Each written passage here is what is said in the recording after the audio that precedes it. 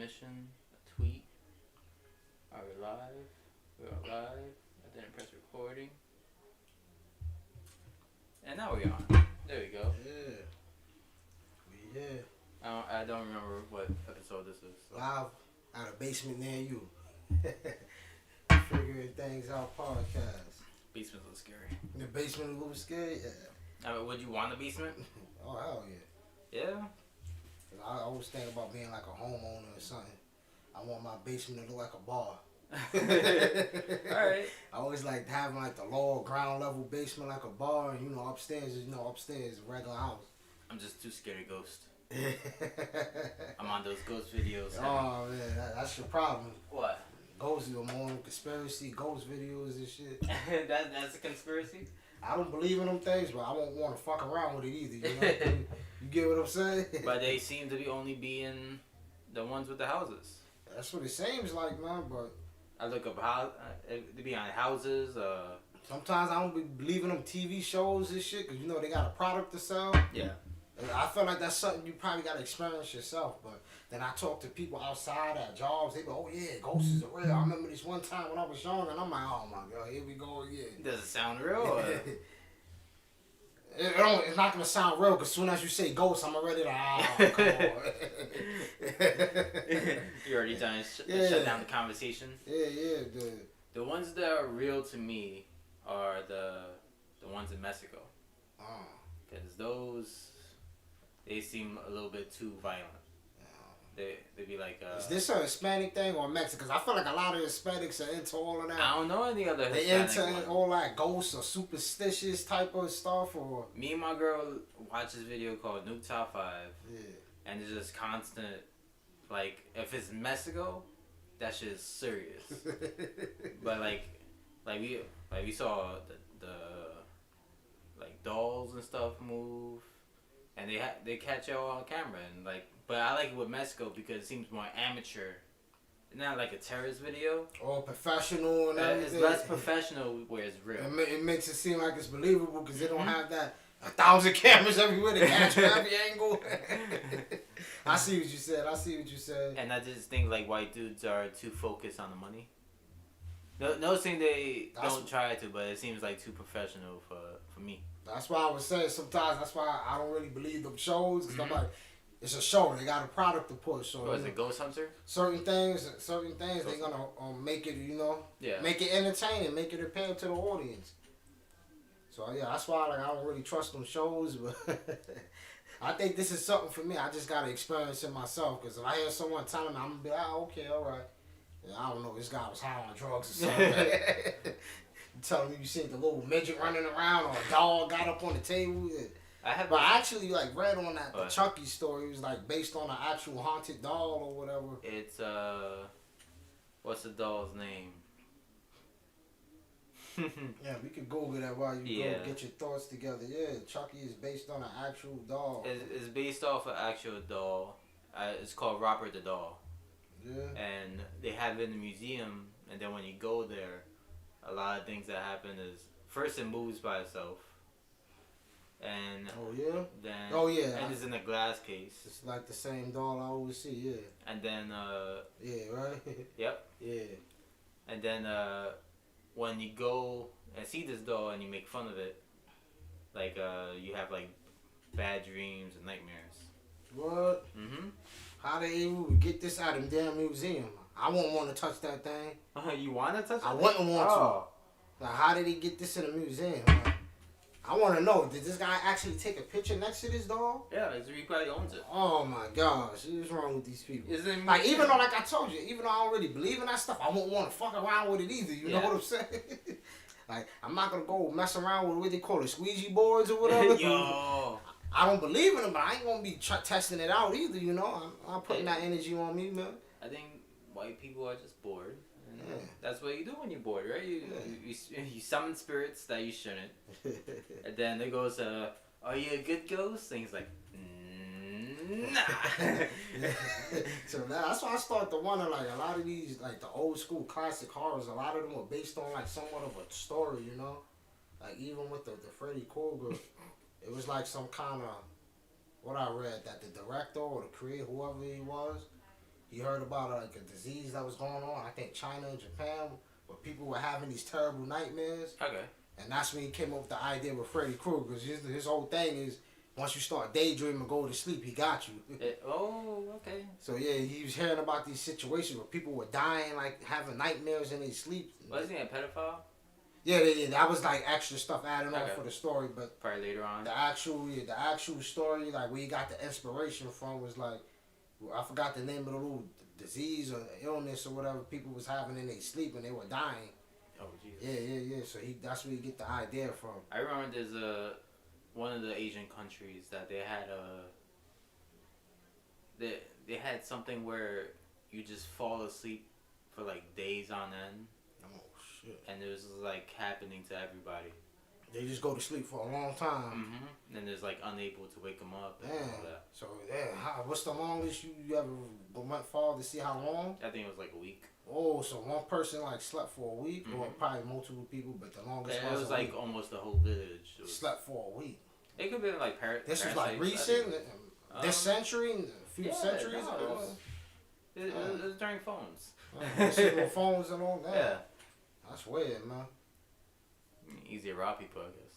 Yeah, sleeping for a week. Wow. What, he's pissing and shitting on themselves? Like, god damn.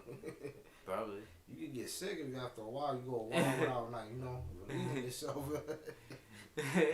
I like all the extra added thoughts you put into this. Yeah. So you just shit on yourself? You have to wake up extra hungry, massive weight loss and everything. You eat nothing. I'm like, what's going on? Can lose his quarantine weight? Yeah. I guess that's a model's dream, right? I could just sleep and wake up to be skinny, right? That's what they probably do, right? More likely sleep and not have to exercise. They probably got exercise now if they can. Yeah, I know he just probably wake up with, damn, I gotta eat something. I could imagine sleeping for a week. That's a lot of weight loss. What was the longest you slept? Oh man, I can't even tell you. But me, I got this thing where I sleep, wake up, go right back to sleep again. I wasted days, a whole day doing that. Waking up, going to sleep, waking up, going to sleep. That's why I like when I do work at my job. I like my days back to back, man. What do you mean? I like my days together. If I'm off Monday, I want to be off Tuesday. I don't like you off Sunday, but off Wednesday or Sunday, Thursday. I hate that shit. I'm like, no, put my days together, man. Yeah. I'd rather just work my shit straight through. I mean, they try to do that to me. They was like trying to sell it to me a bit. It's like, you don't wanna. They tried to sucker you, right? You wouldn't mind one day and then working this day? Like, you're not getting me. No. Like if you give me Friday off, I want Saturday off. If you give me Wednesday, I want Wednesday, Thursday. I think for work, I feel like. Well, I'm 30. I'm basically about to turn 30, and I feel like I worked so hard working for other people, which is good and bad. But now I can't hit the same hours. I can't push it like I used to. Yeah. Cause your mind, you at that point where you like, I don't want to work for no one, man. Like when I'm gonna start benefiting from it. I see it all the time at my job, It's like breaking point. I see it all the time. Like I had this one person I know. She works her ass off. The manager ain't do shit. She was doing all of that, making him look good, and this guy got the promotion. Oh. Now this guy's in corporate now. He's in a corporate of one of the largest companies in the world. And I was trying to tell her earlier, like, yo, stop working hard. That's not gonna get you anywhere. It's all about like who you know, man. That whole mindset, I'm gonna work hard and people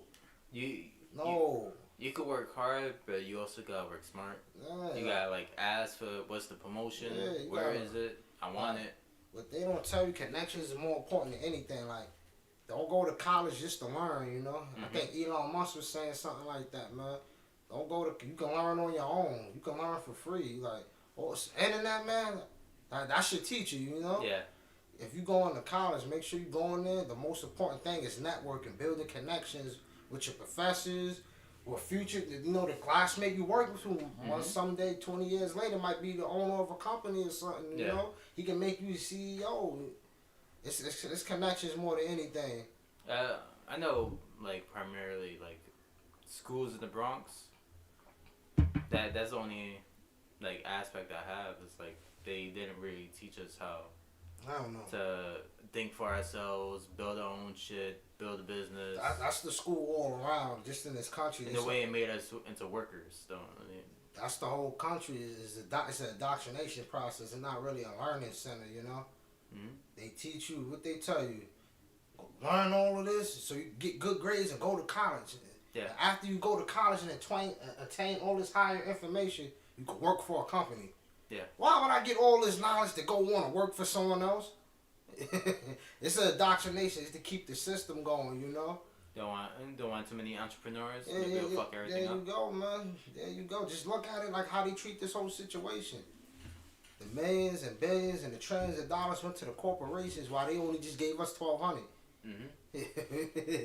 They want to keep the companies alive so they can employ us. You know? I found something out. Something about that. The Canada. Yeah. Everybody got $2,000 a month. For like how long, right? I know they did it for a certain time, man. For 6 months. For 6 months, $2,000 a month. And then they went on unemployment, which is more than $2,000 a month.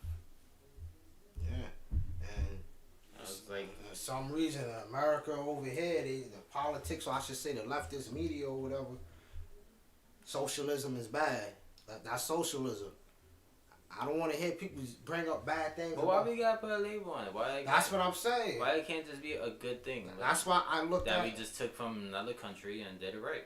That's why I look at politics like the same way how Bruce Lee was looking at martial arts. Take the best of whatever and apply it, you know? And everything don't have to be too liberal. Everything don't have to be too conservative. It don't have to be too Democrat, too Republican. It don't have to be too social. You can take all of it, you know? Mm-hmm. You know, they give socialism a bad name, but look what COVID happened. Everyone was asking for handouts, right? Mm-hmm. That's socialism. Government, you know? Did anyone say, no, pull yourselves up by your bootstraps? No one said that. They said, hell, hey, you need money? GM, you good? Shake Shack, you need something? Aren't they kind of doing that? Because yeah, they doing it for the lower people. Because they don't want to, like, give out the money. And they give it just not what we really need. Like, we in New York, you know $1,200 ain't doing shit. No. That's not even rent money now, man. Yeah. unless you got like a studio or something. Rent money is still about like 150 more. Yeah, I say just to be on the safe side. And why didn't they stop rent?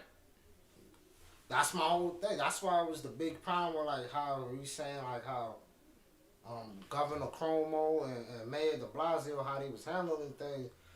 Just in general, all across the country, you can't shut down the damn country and then tell people they still need to pay rent. Yeah. People's gonna go outside and find some way to make money to do something. That's ridiculous.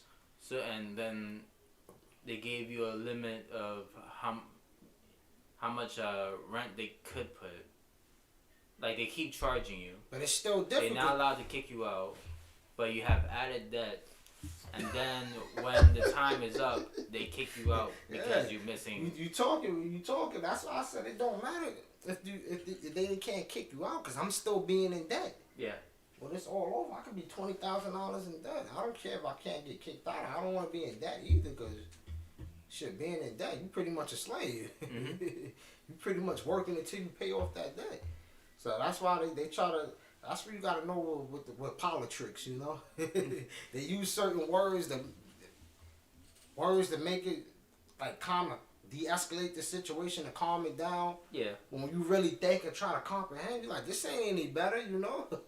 It's the same thing. So what if they can't kick me out, but I'm in debt?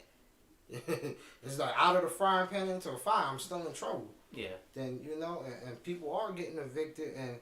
A lot of people is taking it out like on the landlords and the owners, and I said, nah, I understand their side too. Because you living there using the light and the water or whatever, depending on what state and city, they still got to come out of pocket. Yeah, but maybe the government should provide that. That's what I'm saying. That's what I was going with. That's why I'm like, you can't get mad at the owners either. Yeah. Because they still got to pay the government. Now, like you said, now what is the government going to do? What is the city going to do? They're going to say, hey, the owners, y'all don't got to pay property tax or whatever. Is Con Air say you don't got to pay electricity? That's why I'm just putting it out there. Don't get mad at the landlords and the owners too, because they still taking a loss as well. I'm just looking at the time because I do have to call Mick. I told him I was gonna call him like 25 minutes ago. Okay. I thought he was gonna be here like at 5, and I was like, I'm gonna plan it accordingly. Do your thing. Do your thing. Hopefully this translate well. Joe Nas. Yeah, I used to have you under Joe the Boxer. And then you don't box no more, so I just. And I got fat. Yeah. Oh yeah, I could have been Fat Boy Joe or something like that. Where is it? Oh. Shit, I guess it left my damn. Brief message. Oh yeah. Something went wrong here. I went to the gym today. Oh yeah? Mhm. I got back into my little home workouts. Not really back into it. I always been off and on, but I was on the road too. You know, that's my excuse though. Corona messed it up. I just blame everything on Rona, man. That's all I'm gonna do. Everything on Rona. I wish that could be my excuse when I'm late for work. Yeah, it was Rona, man. Yeah, I'm in trouble out here.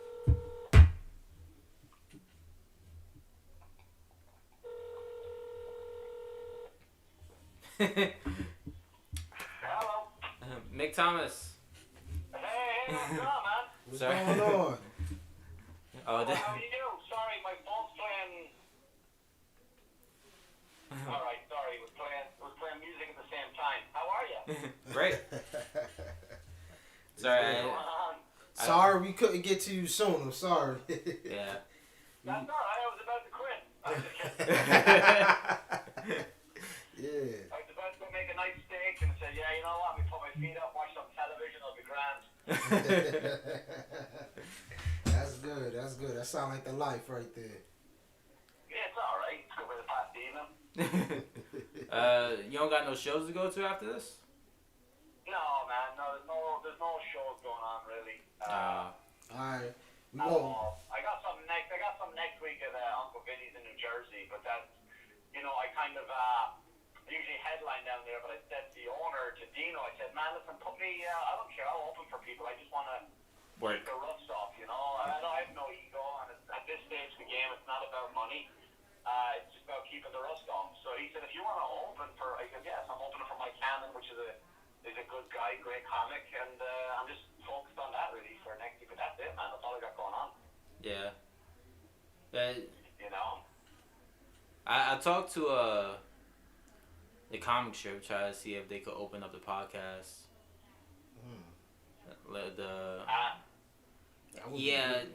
It already went the same way like I told you before. Explain that. How did it go? Deaf ears. Deaf ears. They don't want. Damn, that sounded great. Great idea. The podcast out there. Mhm. Oh boy. Yeah, man. I think definitely. I mean, the comic strip should have their own podcast. The comic strip podcast, and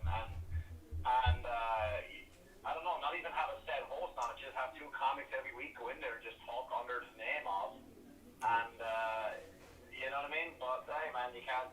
You can lead a horse to water, right? Oh yeah. I know all about that all so well. With your podcast, Cheaper in Therapy, you doing it by yourself? I do it all by myself. Yeah, all by myself. I think next week I go video, so which is nice. I'm moving up to video now. Oh, this is something you recently just started? No.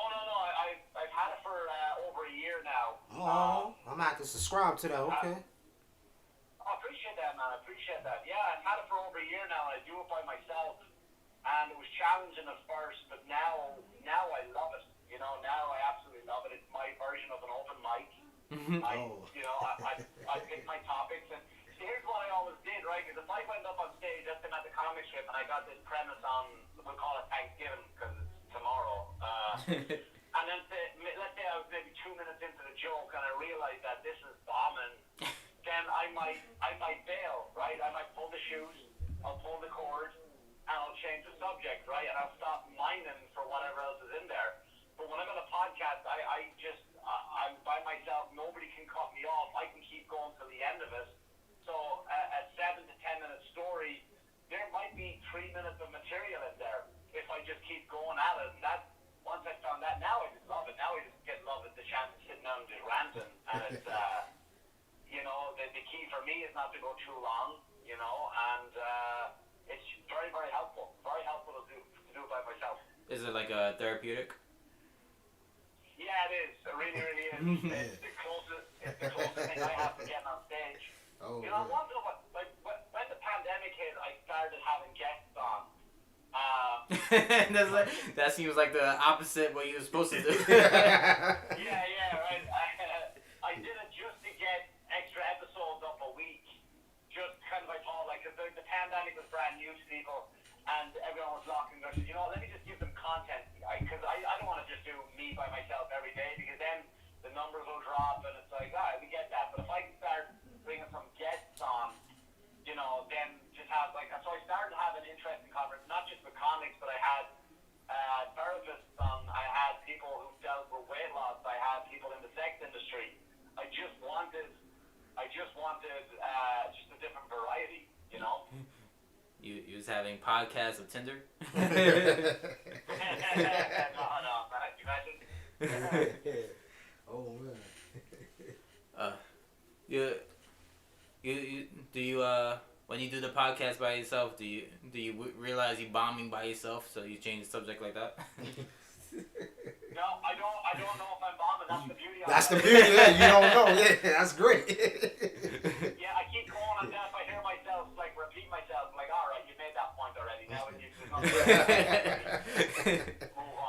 move on. Now it's time to, you've done it all. Yeah. So, you said you just recently started recording, like, video recording your podcast. Do you have it on any platforms, the YouTube, Instagram, or any? Yeah, it's going to go on YouTube. I got new equipment in this week, which I haven't opened out of the box yet, and I have to go. I built the studio in my basement, and now I just have to go. I have to go to Home Depot to get one last thing, and then what I'll do is I'll still have my podcast through its regular platform. It'll still be available on audio for people who like to listen to it when they drive, whatever they do. But the video option will be there on my YouTube channel, so it'll give people. And what I'll do is I'm just going to go live. I don't edit my podcast. I just start it. I don't have any fancy jingles. I don't have any, you know what I mean? I just hit record. I introduce myself, and then I say goodbye, and whatever happens in between. So I'm going to record it on YouTube, take the audio, and so every episode will go up on YouTube once a week, and the audio will still go out every Monday. I told you Mick Thomas was a man, right? Yeah. No, that's a great idea. That's a great idea, because you still got them group of people out there that's visual. They still need to see it. But me, I'm a guy. I'm working in a warehouse, so the audio is fine for me. Yeah, man. I never watch a podcast ever. Like I don't even. You just listen to it. Yeah, I'm the same way. I don't need to see it. You know what I mean? I don't need to see it. So I do. But for me, it's just like I have content on my YouTube channel, but I don't have enough for me to be satisfied. Like, you know what? I'm a comedian. I should have more content up there. I don't want to oversaturate it with stand-up, because if you look back in 5 years, you go, oh my God, I was that shit. Right? And then let's say some booker or someone's going to book you for something, and then they go, let me check out this Mick Thomas and guy. they see And then they find this shitty video from 5 years ago. You know, I think a topic that's now hacked. You know what I mean? So I just want to fill up my content with other stuff, you know. So now I just figured my podcast would be a great way to build up a library of content. Oh, no, that's great. Let me tell you one thing. It's me. I'm a videographer, so sometimes I would shoot like music videos, little documentaries, little short films, and I go back and look at my work from 8 years ago. I deleted a few of them. I thought it was so cool when I first did it. Now I'm looking out like, ew.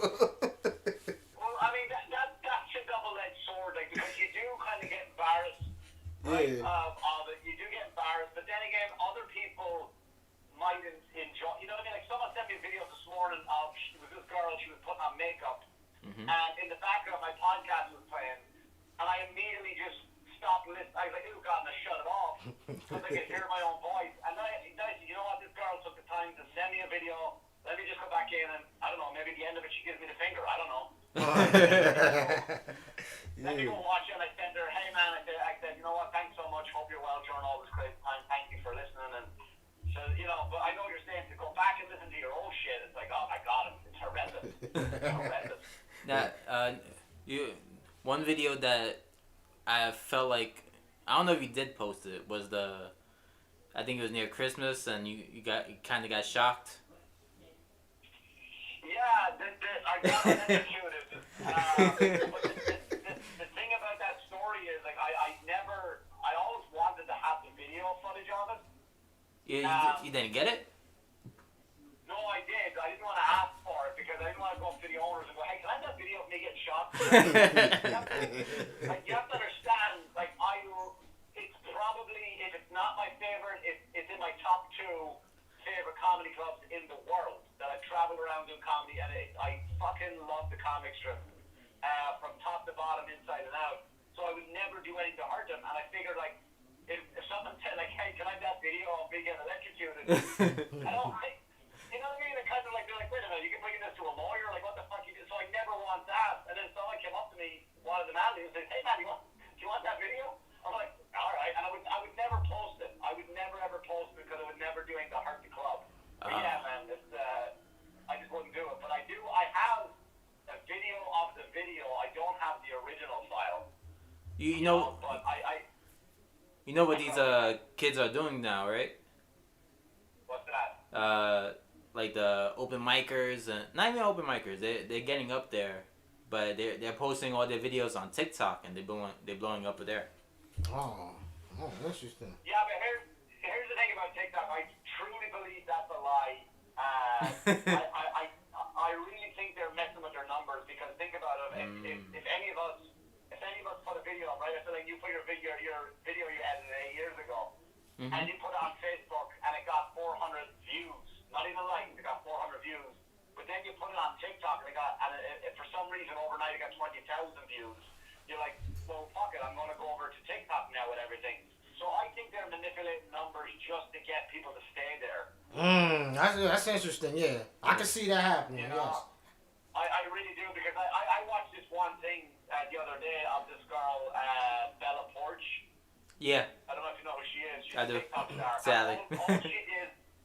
All she did was wiggle her nose, and it got 9.7 million likes. Oh, people like that?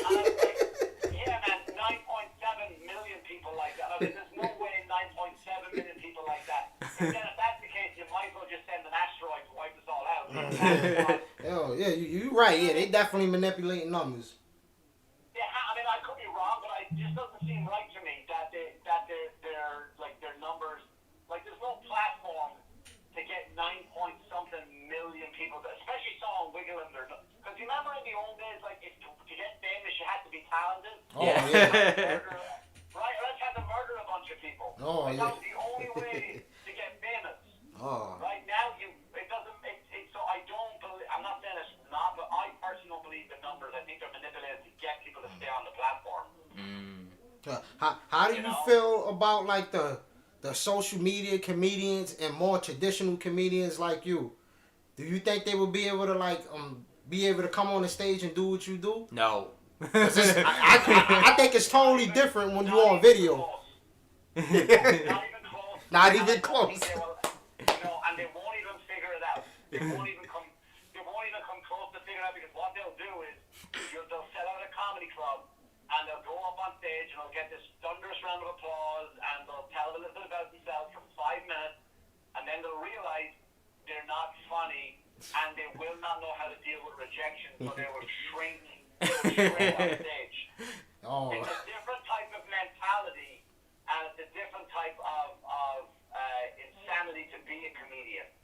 And these people don't have it. These people are attention seeking for other reasons, and it's not for because there's something, like, I can post a video. Let's say if I was a TikToker, I can post a video, hit send, and I don't have to check that for a few days to get my gratification, right? By then, I could have had some good days. Now I look at my phone and I'll go, all right. I mean, at least 20,000 people liked it instead of the 50,000 I was looking for, and you're prepared for that. But if I go up on stage and it's a quiet night at a club, it's Tuesday and there's maybe 7 people in the audience, and I'm fucking bombing.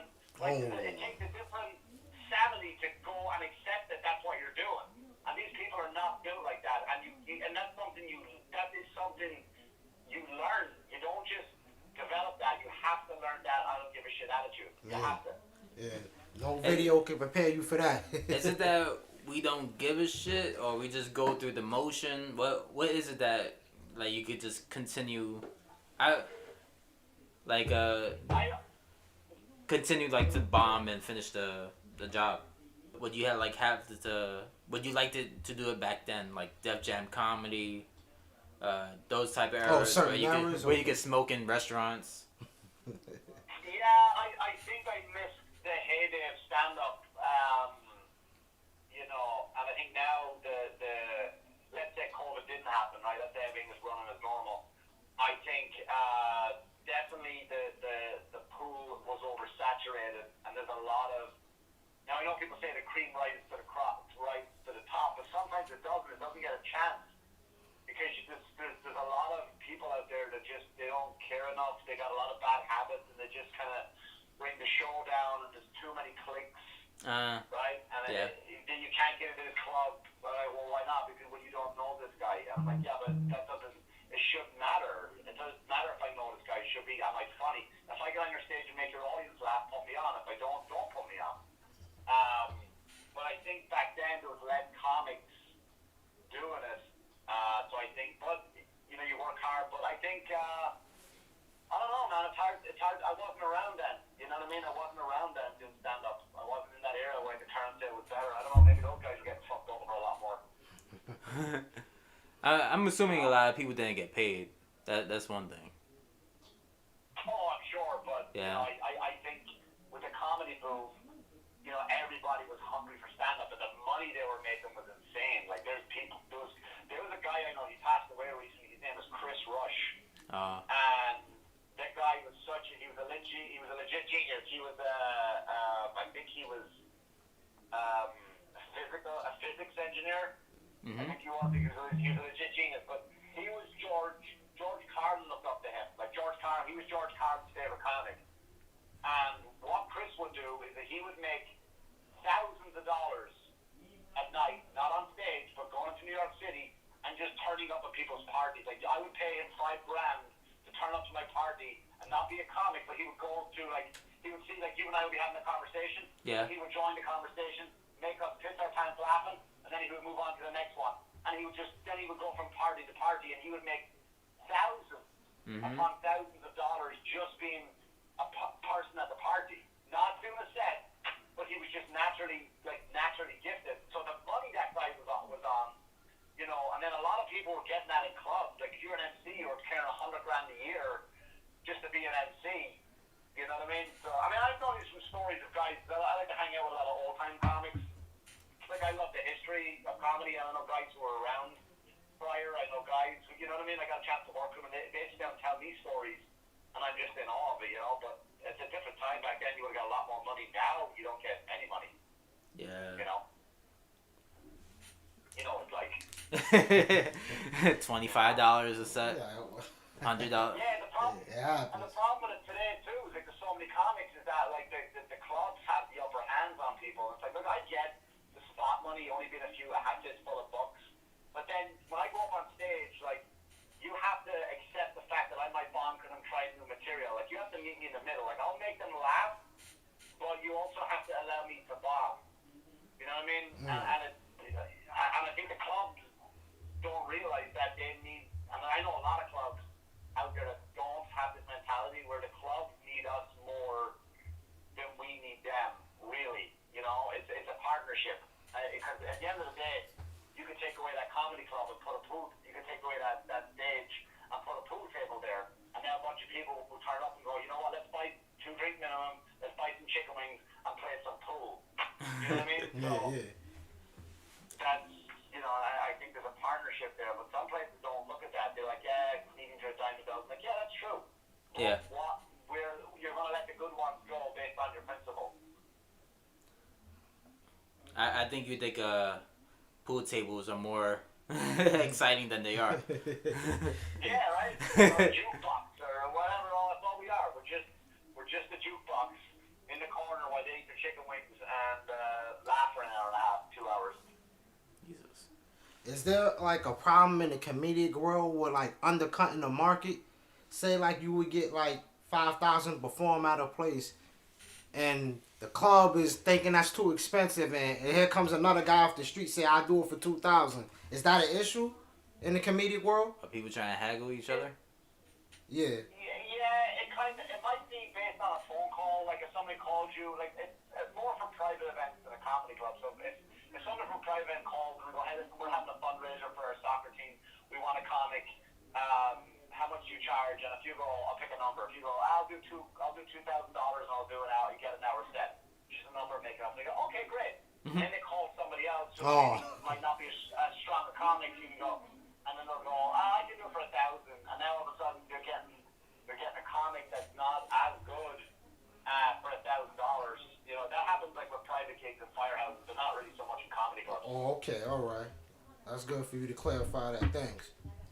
I can only imagine just showing up to a party and being a life of the party. I know like Eddie Murphy's like that, and Bernie Mac used to do the same thing. If he needed rent money, he would make like the entire train car laugh and then move on to the next one. Oh yeah. Oh. Mm-hmm. See, one time I did a gig up in way upstate. Last summer it was, or the summer before, up in Pennsylvania, and they paid me a shitload of money, and it was a house party. So when I got there, they were like, all right, we need you to perform. You can go right over there. So standing in the fireplace. You know what? It was whenever Bill Burr's last special came out. That came out on the Friday, and I was going to show on Saturday. And I was 10 minutes in to a half an hour set that I was supposed to, and I was bombing horrendously. they were just rude. And I said, you know what? I said, Bill Burr's special just came out. We can just put that on. We can all just sit here and watch that. And it was just a horrible set. But then when I was waiting for the guy to come back and pay me, he was like 20 minutes waiting on him. But then I was in the kitchen talking to these people, and I was fucking killing in the kitchen just talking to these people. And I was like, you know what? It would have been better if you just hired me to be in the kitchen. Just the guy like, I work with John or whatever his name was. You know, I work with John. He invited me to the party, and I could have just made him like I would make these guys die laugh. You know what I mean? They're like, and then I leave, and they're like, oh, that guy you invited. You know what I mean? It was just dumb. It was just a dumb night. Is it just like this guy is supposed to make us laugh, so we're resisting it, and then when they just realize you're a person, and then they conversate with you, you're good. Yeah, that's what it is. And they had children running around, and it was just like, listen, I'm not like I can be squeaky clean, but you have to prepare me for that. Like I'm getting a set list together, and then I walk in the door, and I'm on stage, and a 2-year-old crawls over and starts pulling on my jeans. Like, what am I supposed to?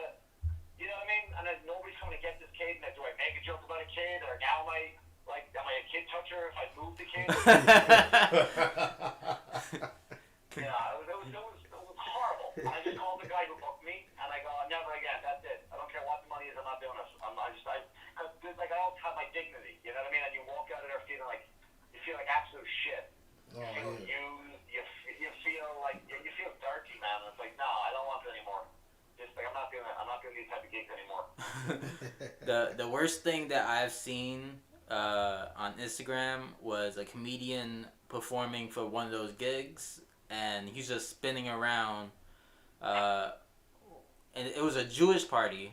Everybody was eating, and the music is on. So he's supposed to make people laugh while they're eating, and music is on. What?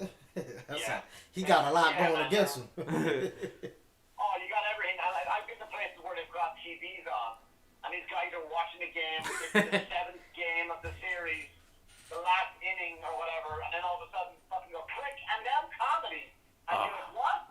And then these guys, these bearded guys, want to just come up and rip your fucking head off because you just turned off the game for you to go and tell your dick to them. Yo, why they putting people in them situations? They don't think about it. They just think, oh, let's get a comedian. Nobody understands the dynamic it takes to have a successful show. They don't get it.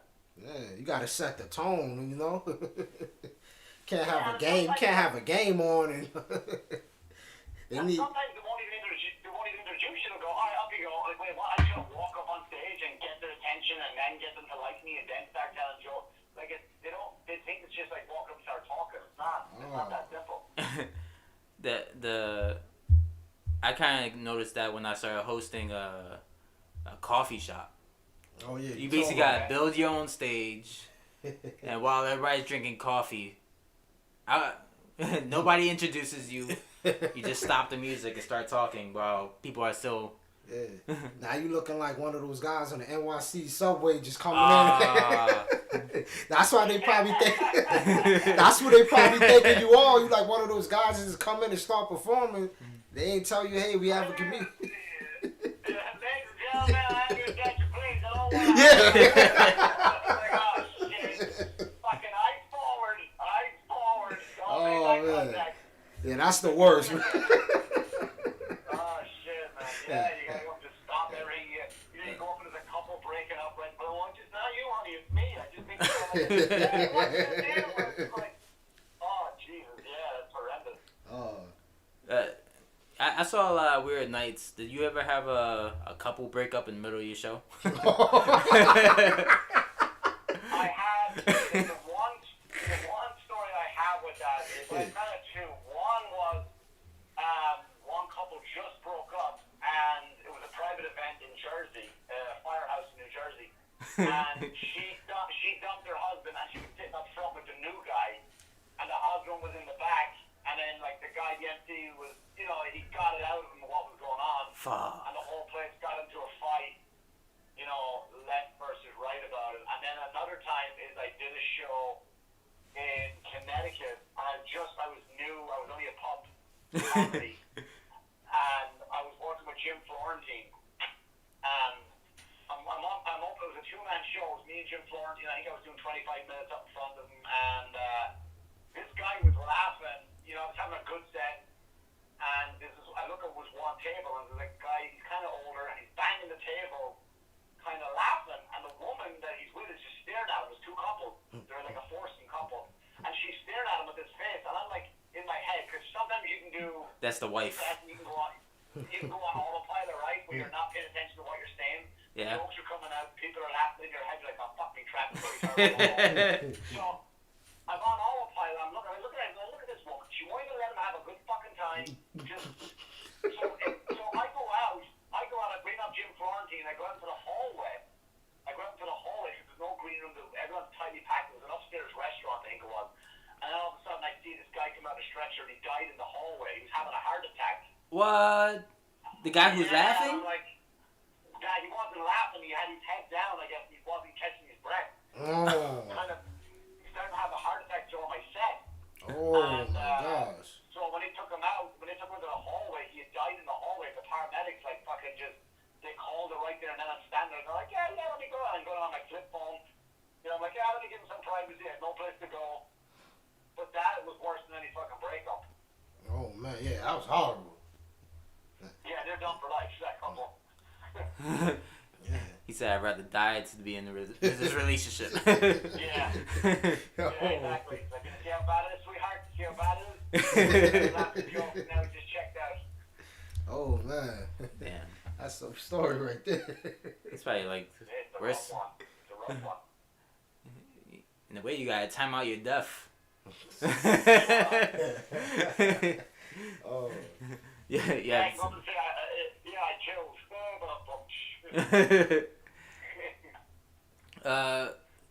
So you doing theater recently? Are they letting people inside? No, I did the theater. It was weird. I was up in Pennsylvania, and I usually work for this one guy, and he's a booker, and he books these private events around the tri-state, Connecticut, Jersey, Pennsylvania, New York, and so his gigs are always great, man. They're always fun.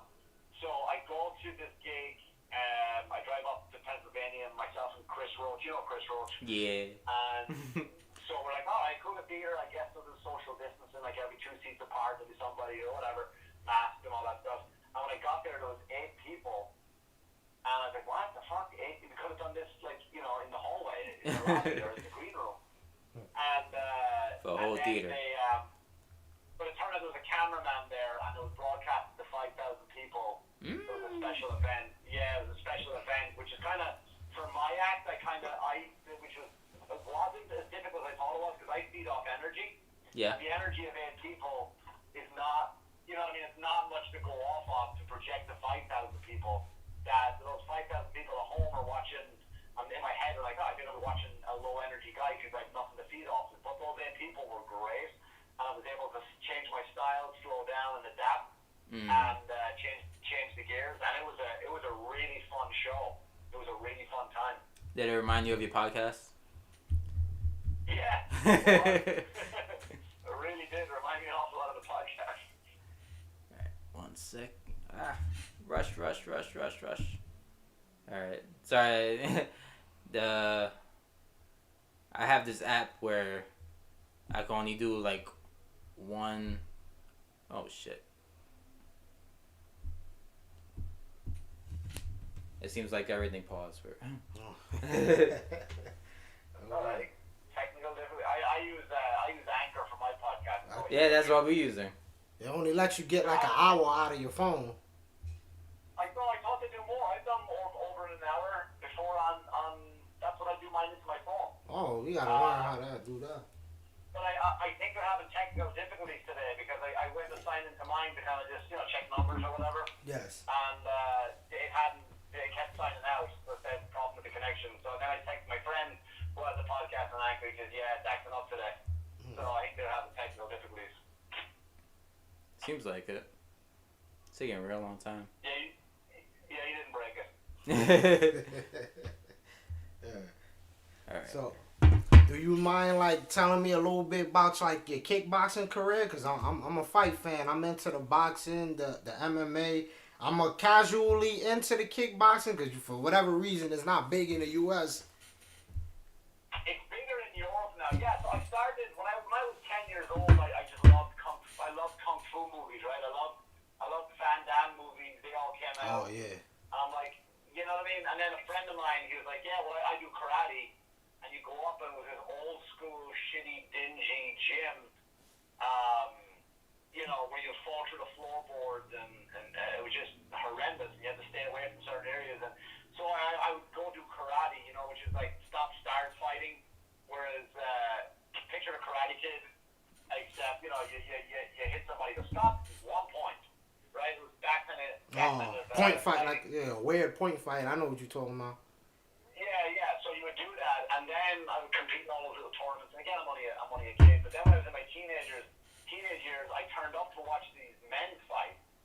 And what happened was the way it is in Ireland is that and Europe, not anymore now. They would never do it. But when I was coming up, like if you drive to the fight with the guy you're going to fight. You know what I mean? Oh, that's way. Yeah. So you know everybody, and fighters knew each other like comics knew each other. You know what I mean? You're like, oh, I haven't seen him in a while, man. Next thing I see him, tell myself, well, all right, well, let's go keep showing each other, man. We'll go get a... it was that kind of way. But I remember as a kid, a teenager, watching these grown men fight in a ring, and then one of the things where, like, if your fighter didn't turn up for some reason, and then another guy was ready to fight, they would just grab anybody who was like, even if you were heavier or lighter, they'd go, hey, you want to fight with this guy? You're like, yeah, fuck it, why not? Like the old UFC days? Oh, yeah.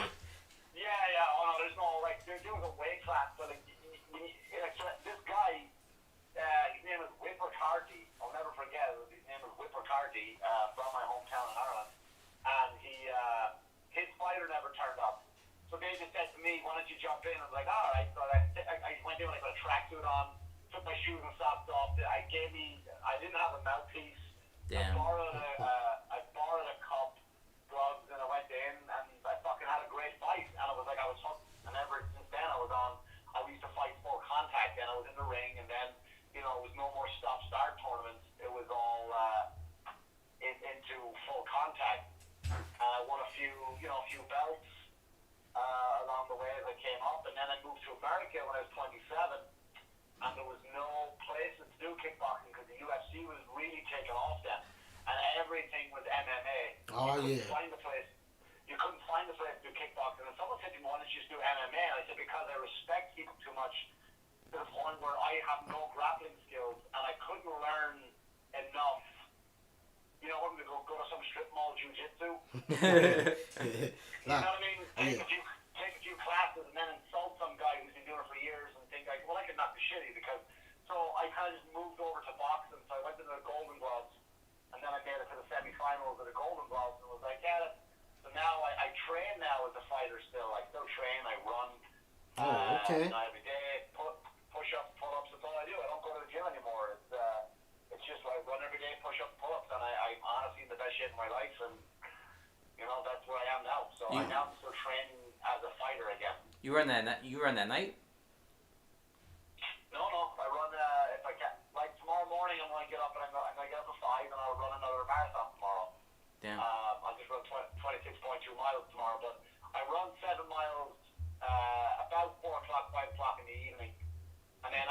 then every Saturday. So I run 7 miles 2 nights a week, but I stop and do push-ups and pull-ups. So I stop and do 600 push-ups, 200 pull-ups, but not all at once, right? That's combined, that's a set of 10 throughout the 7 miles. And then once a week on usually Saturday, I'll run 18 miles around this track that's 9 miles, but I'll do 2 laps of it. And yeah, that's where my discipline comes from. So now I'm back. So tomorrow I'll do a marathon once a month now. A question. How do you explain to your wife that you're about to go run for 7 miles and just ditch your relationship and do your thing? You sound I'm having that shit. The 7 miles is right outside my house. Like I live right across from the school, and you can come to the window and see me just running around for the hour and 15 minutes it takes me to do that. It takes me now 15 because I stop and do push-ups and pull-ups. But then on the Saturday morning, I get up the crack of dawn, and I go out to this place called Calverton, and it's a 9-mile course through the woods around the military graveyard, and it's absolutely beautiful. So tomorrow it's supposed to be fucking shitty weather, so I'm not looking forward to it. But you know what? I like the challenge. I like it when it's tough. I like it when it's hard. You know, it's what keeps you moving forward and makes you stronger. Yeah. That's just a part of your routine and training like a fighter. That's not going anywhere. No, it's not. It's really not, man. It's part of who you are, and it's that same. And that's why the funny thing is, like, bombing never bothered me to the point of, you know, do I feel guilty that, oh shit, I got paid tonight? But bombing when I'm doing new material, like I got knocked out in Germany in front of 4,000 people. That's embarrassing. If someone doesn't laugh at your joke, who gives a shit? You know what I mean? Who gives a shit if this joke isn't funny? It doesn't matter. Like I didn't get knocked out, and that's why I don't think I really have any fear for stand-up. So fighting really prepared me for stand-up. When the comedian tells you they bombed and they feel bad, do you just be like, at least he didn't get knocked out? I'm like, in the back of my head, I'm like, I mean, see, here's the thing, I don't tell him to shut the fuck up or he'll get over because that's his journey, right? That's his pain. I can't tell him how to feel. But you might help him a little bit. Like you might go, yeah, man, the crowd's weird tonight anyway. You know, or maybe I felt it the same too. You might try, because you don't know what they're going through, man. That bomb to them could be horrible. Like they might not walk that off. Like they can't just, you know what I mean? They might not walk that off. Their next, especially nowadays, their show might not be for another 4 weeks, and they gotta live with that pain for 4 weeks. They can't just go do another show and get some laughs and like, that was alright. You know, you gotta carry that pain. It's their journey, you know. But you always told me, Joe, nothing will humble you like fighting. Yeah, yeah. Fighting will humble you. There's Yeah, to get smacked in the face, like to get hit hard in the face, it's like, all right, that'll make or break you, right? That makes you decide immediately what you want to do. Oh yeah. You know what I mean? That'll immediately, do I keep going or do I go, all right, enough of this shit? Talk about like people go through their own journey. Like I remember when I was doing open mic and a comedian told me that he used to be like a paid comic, and then something happened during the show that it scared them so much. Like there was a fight and stuff that scared him so much that he just stopped for 20 years. And he's like, he's all old and he's just starting up again.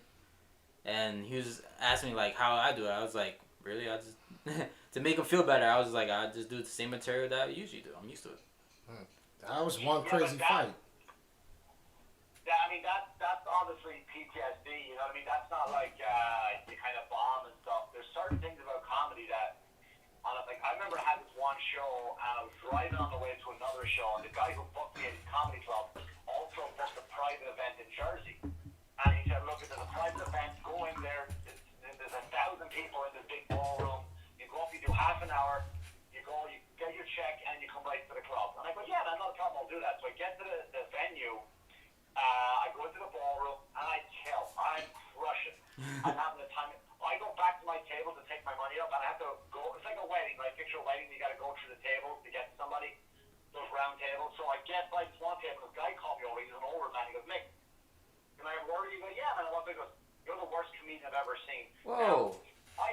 Now, but I had done so well that I thought he was being sarcastic. Like, you'll get him next time, am I right? Wink, wink. And I was like, I kind of laughed it off. He's like, no, seriously, wasn't he the worst comic? And everyone at the table was like, no, I thought he was good. He's like, no, he was fucking terrible. And this guy guy was serious. Now, I've made 999 people laugh so hard, but that one guy, to this day, this is like almost 8 years ago, and I can still tell that story. I can still tell you what he was looking like. I can still remember that feeling. So that one stuck to you. Yeah, man, there's something that there's a PTSD for some guys for some events. You know what I mean? It's not like you get shocked on stage like that. Does like it's funny. Like I got like I won't when I do that joke now. When I got shocked on stage, I will stand back away from whatever wall I'm at doing that joke. What is it that like we're so drawn to the negative of like you talk about like going on autopilot, and you could realize you're crushing, and then you're doing material, but you're having other thoughts, but for some reason you could see that one person that's miserable. I don't know, man. I can't explain it. I think we get so comfortable with crushing,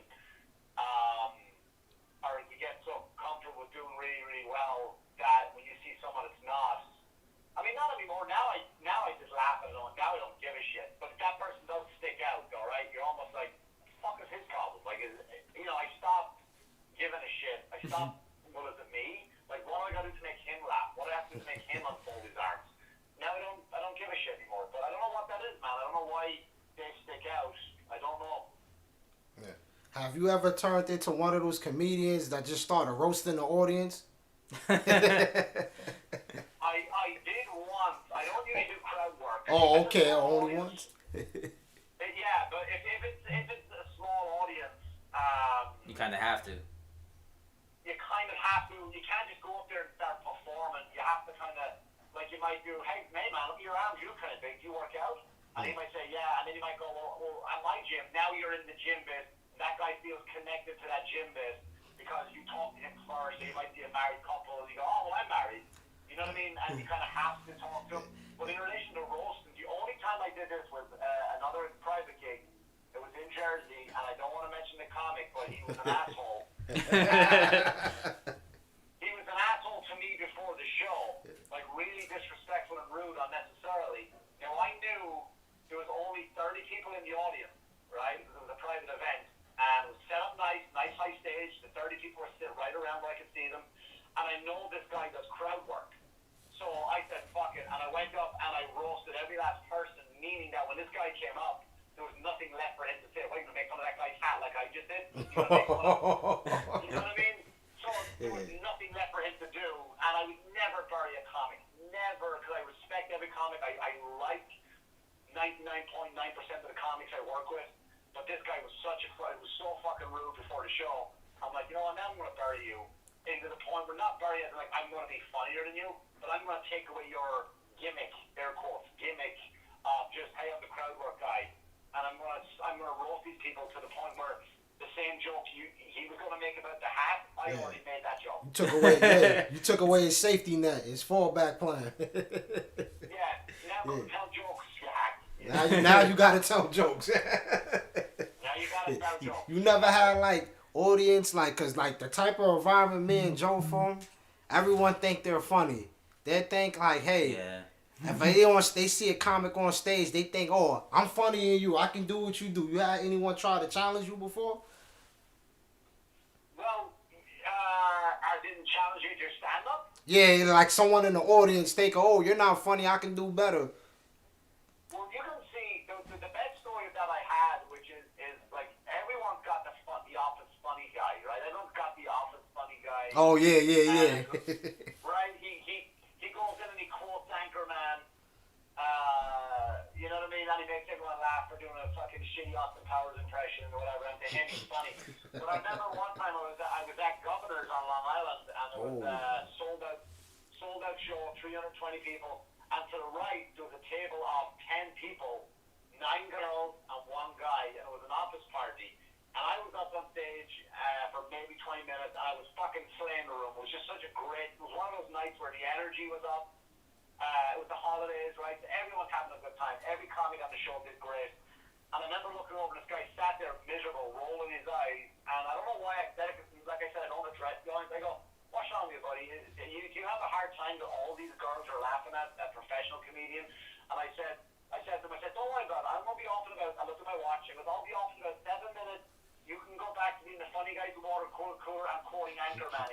The girls laughed and pointed at him like I had his fucking number. Like I had his number.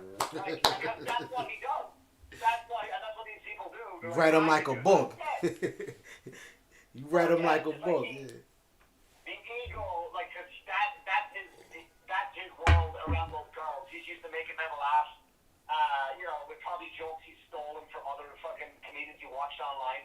Like, these women are not fucking stand-up fans. They're there because it's a work night. They're not going to get the Coalfield Bar, Louis C.K.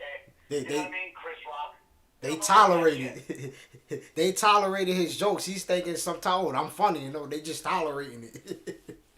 Yeah, exactly. It's like if you bring your relatively attractive girlfriend to a really, really hot strip club, and then all of a sudden they're like, shit. Like, yeah, you see, you were a 7,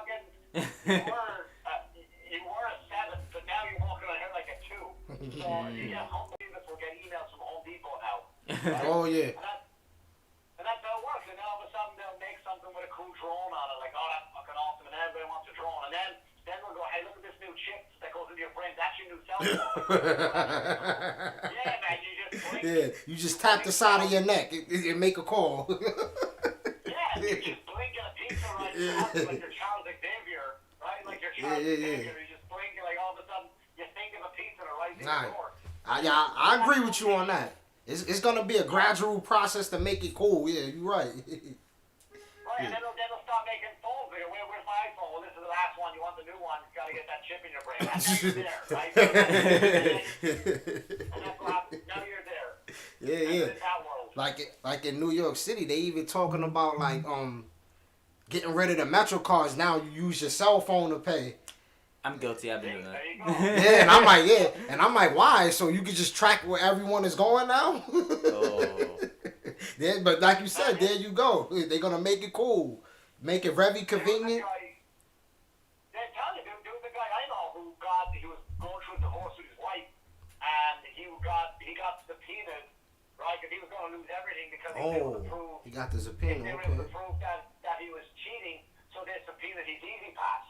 And they were like, yeah, there's no reason why this guy should have been driving to Jersey on a Wednesday night. So he said, like, I'm going down the street to play cards with my friends, and next thing you know, he's crossing the toll bridge into Jersey, and then the Easy Pass ratted him out.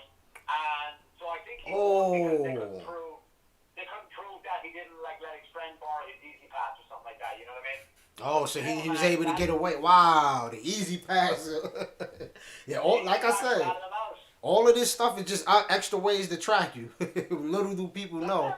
That's all it is. Like, cause sometimes I'm like, we don't need all this technology for certain things. So some of this stuff is like, it's crazy to me. Like, I was talking to a few of my friends about smart refrigerators. Is that really necessary? Yeah, why you need to watch TV? That's what what you need a smart refrigerator. Oh.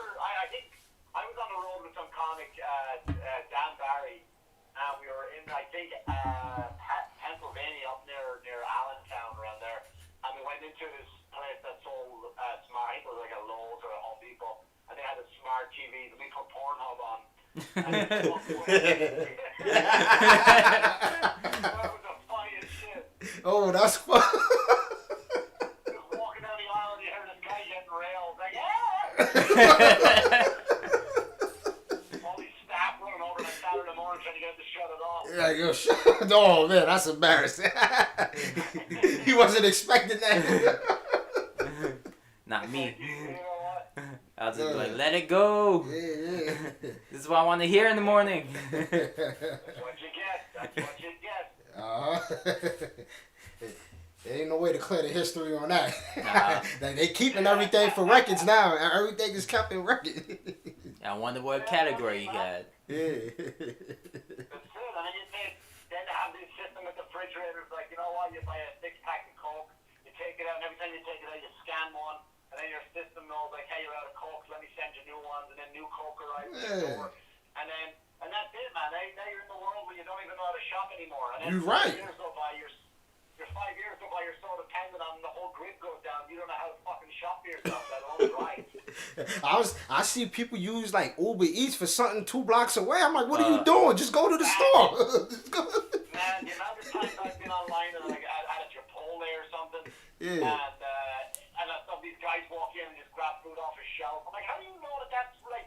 Where's, like, you really are relying on the honor system, because if I was homeless, I would walk right in and just go, yeah, Uber Eats, just grab it. Yeah, just point at your phone. Yeah, Uber Eats. You walk in, they don't even check, you just grab it. You just grab it. You know, like, like, all right, now we'll go down to the now we'll go to the subway and do the same. Like, how lazy are people that you can't fucking go to the store anymore? It's like, sending people to pick up your food. It's getting horrible.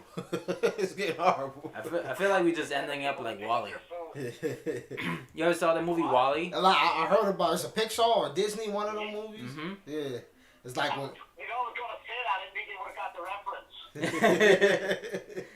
Yeah, I'm a huge Disney fan, but yeah, man, that's exactly what it's like. And we all get back that we don't even walk to the store to get our stuff anymore because the fridge just sent out a message. Yeah, he's out of fucking bonbons or whatever. We just fuck up the earth, go into space, be fat, sit on the same chair, click on what we want. Like, all this technology, like I said, is unnecessary. Some of this stuff don't need to be here. Some of the people don't need to be here. Nobody's addressing us. Oh, yeah. Oh, we talk about overpopulation now? Yeah. Not only people's overpopulation, but there's 9.5 million people liking a girl wiggler nose. Like, why do we need those people? Oh, yeah. If we were all an ant colony, and if you're a lazy ant, you get kicked out of the fucking hill. Like, I'm still amazed people was liking that. We don't do shit. We just support those people. We keep them. We give them a phone to like someone wiggling their nose. It's crock of shit, man. We need to get Wow. way too many people, and we've way too many. And we're telling way too many people they're awesome when they're not. Like, everybody has an opinion, and their opinion needs to be heard, and it doesn't. It just doesn't. You don't just shut the fuck up. Don't worry about your feelings getting hurt, because that's cold. You're supposed to get your feelings hurt, because it makes you tough.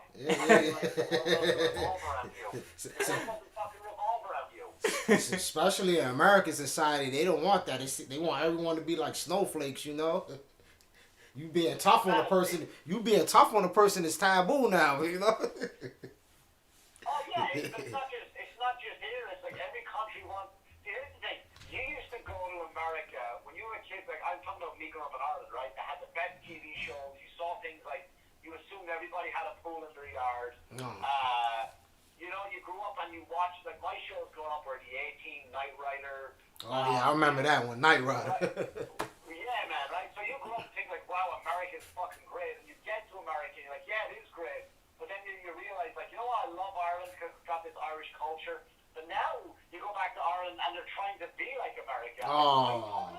Every country is trying to be like America now, so they're losing their culture. I'm believing you because I heard of that. I heard of that plenty of times from people all over the world. I heard that, so I believe you. Ireland right now, Ireland will have a Black Friday. And why do you have What? a Black Friday? It comes right after Thanksgiving. You don't have Thanksgiving in Ireland. You have the 4th Thursday of November, you fucking idiot. Our country was ours when we got there. Like, it was our country. We didn't come in and take it from somebody. And then we tried to disguise the holiday and go, hey, it's Thanksgiving. Like, we don't have Thanksgiving. Yeah. Like, they're really trying to fucking just... Wow. So now you're losing your culture. And what happens with that one? Now the same shit, but it's fucking everyone's offended. Everyone gets upset. Everybody's a lawyer again. It's fucking bullshit. So, of how stupid I am, I thought Thanksgiving was like globally. Yeah, man. You're not alone when people ask you that question. I underestimated the influence of America still. I thought we was losing it, but it's like it's going stronger than ever. Yeah, man. I just think dumbness is, softness is, it's just... It's contagious. Yeah. It's bred on their children, you know what I mean? It really is. Everyone's just making everyone's soft and doughy. Yeah. You know? Everyone's soft and doughy. I remember this situation with American football player Marshawn Lynch. He had like a training camp for like all his little kids, like 8, 7, 9, 10 years old, training them through football, American football. And I guess he like cursed out one of the kids because he didn't do something right and told him like get off of his group, go to another group. And the mother was just like so mad, like, oh, yeah, why you cursing at my son? And I thought it was perfectly fine. I grew up going to school. My gym teachers was always cursing at me. I thought it was okay. Mm-hmm. And society like tried to bash the guy. I said, no, that's how sport coaches talk. They curse at us. That's normal. But that's the problem again, right? Like, first of all, I grew up in Ireland too. When I was a kid, one of the most used words, and I don't want to say it on your show. Cunt. You know, but yeah, it's a cunt. Oh, okay. We use that. Like, I remember my teacher, who was a priest, goes, Thomas, stop being a cunt to York. Very casual. But now the other problem is that when you give people Facebook, right? If you had said to somebody 20 years ago, I said, hey, you know those dumb thoughts that go through your head? And you go, yes. You're going to be we're all going to be able to know what that dumb thought is. And you go, why? Because you're going to type it in and you're going to feel important with that dumb comment you're going to make. And now everyone thinks because of that, they're like, oh, well, now everything I say has to be heard and it has to be my way. And people give in. I don't understand why. Okay, yeah, you're right. Yeah, go, thank you for your concern, but go fuck yourself. You know what I mean? I'm not doing it for you. Yeah, I hate that. One thing they do, they'll go back into something you said 12 years ago and bring it up now, and I'm like, that's like irrelevant. Like, I'm a whole new different. Yeah, that's like 12 years. Yeah, I think Jim Jeffries said, look, I'll obey the law, right? I'll obey the rules. Whatever the law, when the line is here, I won't cross that line. But you cannot get me in trouble for when the line was back here 10 years ago. Like, you can't, the line was back there then. It's a different line. Yeah, you're right. You can't go back then. It's just like the world was different. Like the way you spoke was different. And what's worse is these people apologize for us. Oh yeah. That's the thing too. They give in. I'm like, you don't gotta apologize. That was 20 years ago. Yeah, man. The way you apologize to that is like the way you apologize to an angry girlfriend or something, right? You know, I do it all the time. Right? I would go. Here's the thing. Here's how fucked up, and this is gonna sound chauvinistic, right? Yay. It would be something like when I used to date these girls and they would get mad at me or whatever, and I go, look, I'm so sorry you got mad. In their fucked up head, they heard the word sorry and they're fine with that. When all I said was, I'm sorry you got mad, I never once said I'm sorry for what I did. But their fucking way of thinking is like, oh, I heard him say I'm sorry, and you're fine with that. So for me, if I was to ever apologize, I would just go, you know what, I'm sorry you're upset, and I'm sorry you feel that way. I'm not going to say I'm sorry for what I said, because I said it in the joke form. I said it in the joke form, because I don't have a malicious bone in my body. I don't hate one race. I don't hate one generation. I don't hate one gender. I don't hate one country. Right? I don't hate anybody. But if I crack jokes, which I do all the time, around my sick friends about race, gender, different countries, my father, like on my father's deathbed, I'm making fun of him dying, right? Like I'm not apologizing because I come from a fucking place of love, man. I just come from a place of love, and that's it. If I'm angry, I don't throw in any jokes. I just seriously confront you as like an angry person, right? But when I start throwing out insults, like or jokes, that's literally what they are. I'm not apologizing for them. Yeah. That's it. They need to let comedians have their space of doing their jokes and say what they say. I don't want no one interfering with that. Let comedians be comedians. Like, yeah, you're not gonna go to an art gallery, right? And some artist is painting a picture. You're not gonna walk up and knock the brush out. You know what? No, you're not allowed to use the color gray. Excuse me? Yeah, we're taking away gray. Yeah, gray is very offensive. Yeah, but why can't I? You're not gonna look at a painting and go, "Oh, that's a beautiful painting. Who painted that?" Oh, John something from France. Oh wait, it wasn't a woman. Yeah, well that's shit. Like we need more artwork that's painted by more women. We need more. How come we don't have any Vietnamese paintings hanging up? You know what I mean? Like, all right, let's start putting Vietnamese paintings in. Like, yeah, we're not that good. Yeah, but you're being racist now for not putting them up. Well, no. I'm not putting up painting because it's not good. It's not good. Yeah. Yeah. You know what I mean? Like, I'm not putting something up for the sake of putting it up. Yeah, you're going to put up what you like, yeah. I'm not apologizing for it. I'm not doing it just because, you know what I mean? No fucking way. Yeah. You ever seen that Spike Lee movie, Do the Right Thing? I saw it a long time ago, and I never really... did he ever make... I could have watched the movie the other day, and I forgot to watch the credits, and I saw it before, but did he ever make the movie Higher Learning? Was that one I hit? I think that was John Singleton. I think it was John. I was a different director. I know what movie you're talking about. I seen that one as well. Yes. Yeah, with Ice Cube and an annoying Tara Banks before she became. Oh yeah. Oh yeah. Yeah, I think that was a Spike Lee movie, but I was always a fan of his. I always was a fan of Spike Lee. So Do the Right Thing, I remember watching just the one time. Okay. And liking it, but no, yeah, what you said remind me of this one part when the guy he walks into this Italian pizza shop, and he has like pictures of all these great Italian people, and he got the nerve to say, "What is this? I want you to put some black people on this wall. Why you don't got no black people on the wall?" And I'm like, it was funny because it's like, yo, that's his shop. He can put whoever he want on the wall. Yeah, but that's also every fucking pizzeria, especially on Long Island. Yeah. Or the Sopranos just showed up, and then now it's like the whole wall. The whole wall. Frank Sinatra. Yeah, Frank Sinatra's everywhere. Yeah, we get it. But there's like, it's so funny because I had a conversation with my wife the other night, and she got offended just by my comments. She's very lefty, she's like that, right? And like, she's very snowflake. And I remember I watched the Rock and Roll Hall of Fame, and Whitney Houston got on. I go, listen, Whitney Houston was a talented woman, but why is she in the Rock and Roll Hall? That's not rock and roll. Yes. She's not. Oh yeah. She's not rock and roll. Why is she in the Rock and Roll Hall of Fame? She's like, are you gonna be ready? Don't even say. Don't you fucking open your mouth. She's about to go there. She was about to go there. That was her only argument. I'm like, look, that's not. She was never rock and roll. Everyone said she doesn't deserve to be in some Hall of Fame, but not the Rock and Roll Hall of Fame. I noticed that, like, since when it seemed like now the Rock and Roll Hall of Fame, they do all genres. Am I correct? Yeah, but it's not. Yeah, like, when did that happen? It was always like that? Not really. I think there's been a lot of black people in the Rock and Roll Hall of Fame, and rightly so. Yeah. Guys like Chuck Berry. Oh, yeah, the legends, yeah. Like, Jimi Hendrix, Tin Lizzy. Like, there's been some fucking well-deserved African-American people in the Rock and Roll Hall of Fame. But like, listen, I know you feel guilty over what happened this year. So that's why, pandering. You don't have to put, you don't have to put just because in there. You know what I mean? If it's not rock, like, you're not going to put Derek Jeter in the NBA Hall of Fame. Yes.